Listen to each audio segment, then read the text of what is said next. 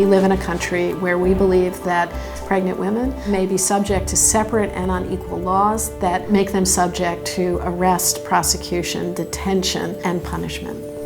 Treating issues of drug use as criminal if you happen to be carrying. For everybody else, suicide is a health issue, but is treated as a criminal matter if you are pregnant, where you have to fear that by going to a doctor and seeking help, you will be reported to police.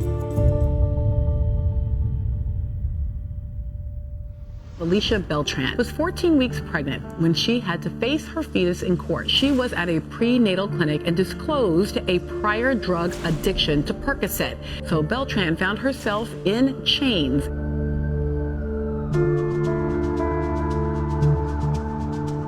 Multiple urine tests showed that Beltran was in fact clean of Percocet. On threat of jail, Ms. Beltran remained at a treatment center for months. When the center sent her home, she'd lost her job. From a public health perspective, the criminalization is actively discouraging people from seeking prenatal care. Yes. Why would you go to a doctor if you were afraid of getting shackled and sent to prison? This is very common, unfortunately, and it's going to be more common as we move forward with this law.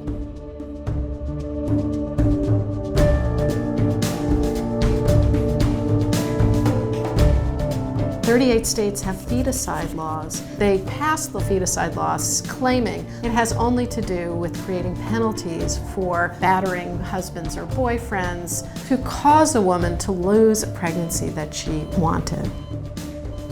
But the problem is, what feticide laws are doing is policing and punishing the women who become pregnant and try to go to term.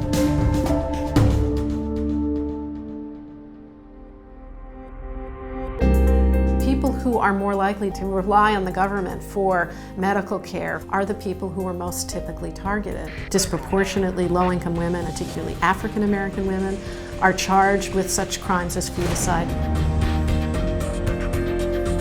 Very few low-income people can afford high-powered attorneys who are going to challenge the charges against them.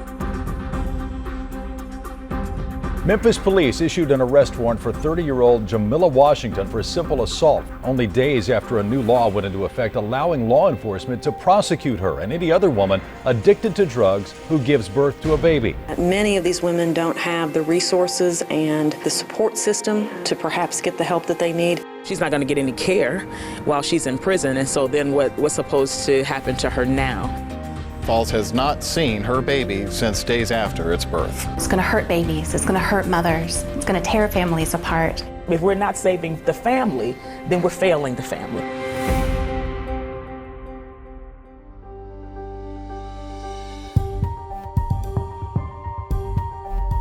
A depressed pregnant Bebe Shui tried to commit suicide in December of 2010. She survived, but her child did not. For the first time in Indiana history, a woman is being charged with murder because she attempted to commit suicide. Fortunately, friends took her to a hospital. She regained her hope for her own life and did absolutely everything to save the baby she very much wanted. When they took it off life support, she was reported to the police for feticide and murder. It is not a crime to experience depression and attempt suicide. It is a health issue. And yet, our feticide laws create a set of separate and unequal laws so that if you happen to be pregnant when you attempt suicide, we can arrest you for doing that.